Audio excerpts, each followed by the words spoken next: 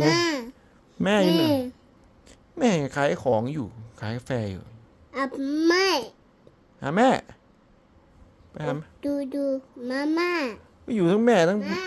ทั้งพี่ชู่แหละทำอะไรนี่โอ้โห ปิดเดี๋ยวนี้แอร์มันออกเนี่ยไอ้หมูเปิดทำไมเนี่ยไปปิดเดี๋ยวนี้ลุกเดี๋ยวเหอะไปปิดเลยเปิดทำไมจะหนีเที่ยวอีกแล้วสิปิดเลยนะ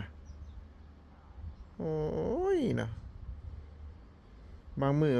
ไปนั่งต้องมองอยู่บันไดมานะครับเปิดประตูเป็นละแบ